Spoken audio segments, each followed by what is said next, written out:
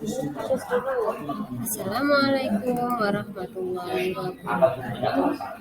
Jumpa lagi dengan saya, Ibu Julia. Kali ini kita akan mempelajari tentang bagian-bagian tumbuhan yang dipelajari di kelas 4 SD Sekolah Dasar. Selanjutnya kita akan menuju ke bagian-bagian tumbuhan. Bagian-bagian tumbuhan pada umumnya terdiri dari akar, batang, buah, daun, dan bunga. Bagian-bagian tumbuhan ini sebagian besar terdapat pada tumbuhan yang menghasilkan buah. Mari kita bahas satu persatu bagian-bagian tumbuhan ini. Yang pertama, kita akan membahas tentang akar. Akar merupakan bagian tumbuhan yang berada di dalam tanah. Akar memiliki berbagai macam fungsi. Yang pertama yakni berfungsi untuk menyerap air dan nutrisi dalam tanah. Yang kedua, sebagai tempat menyimpan cadangan makanan. Yang ketiga adalah memperkokoh tumbuhan. Pada akar terdapat tudung akar yang berfungsi sebagai menutupi dan melindungi sel-sel di ujung akar tumbuhan agar ujung akar yang akan menembus tanah tidak terluka. Kemudian akar dibagi menjadi dua, yakni jenis akar tunggang dan akar serabut. Akar tunggang dan akar serabut akan dipelajari pada pelajaran selanjutnya. Mari kita menuju ke bagian tumbuhan selanjutnya. Bagian tumbuhan selanjutnya yaitu batang. Batang pada tumbuhan memiliki fungsi yang pertama untuk mengedarkan air dan nutrisi ke seluruh tubuh tumbuhan. Yang kedua, untuk menopang tubuh tumbuhan.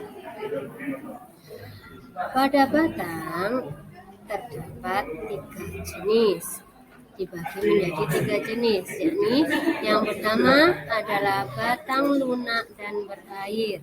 Biasanya ini terdapat di sayur-sayur mayur ibu kalian setiap hari, yakni sayur bayam, sayur sawi, dan sebagainya yang mengandung air. Yang kedua yakni batang berkayu. Batang berkayu biasanya keras dan terdapat getahnya, ya. Contohnya ada di pohon mangga. Ya.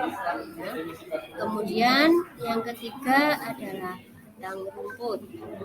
Batang rumput banyak sekali kita temukan di sekitar kita, ya, di luar rumah tentunya, ya, ada banyak sekali rumput-rumput yang tumbuh. Apalagi di lapangan, banyak kan? Ya, itu termasuk ke dalam batang rumput. Selanjutnya kita akan menuju ke bagian tumbuhan yang ketiga, yakni daun.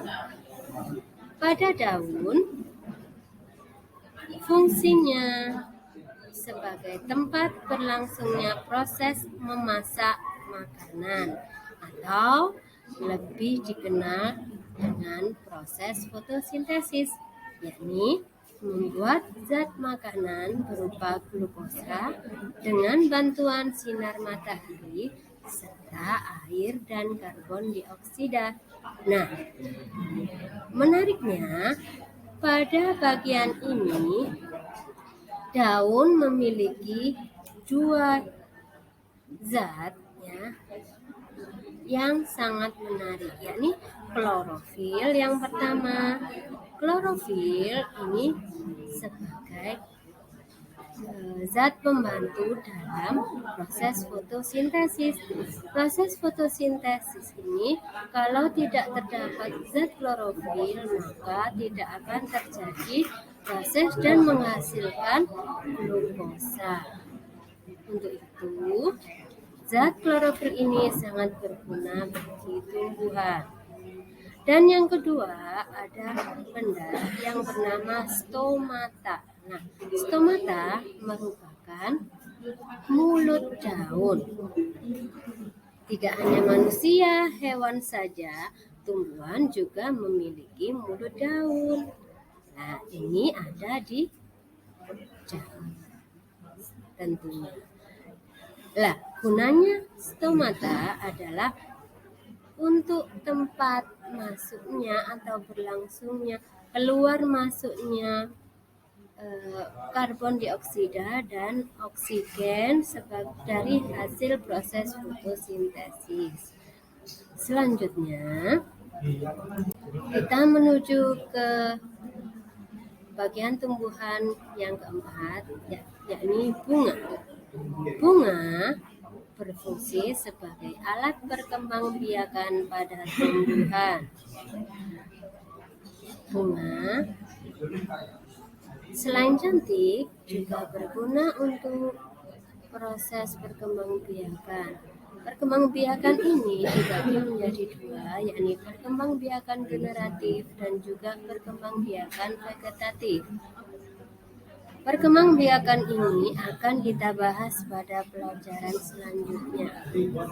Sekarang kita menuju ke bagian tumbuhan yang kelima, yakni buah. Buah memiliki fungsi sebagai tempat menyimpan cadangan makanan. Dan yang kedua yakni melindungi biji dari serangan-serangan teman atau musuh yang akan memakannya. Nah, menarik kan pelajaran kali ini? Tapi bisa masuk. Selama bisa masuk. Kita akan berjumpa di pelajaran selanjutnya. Assalamualaikum warahmatullahi wabarakatuh.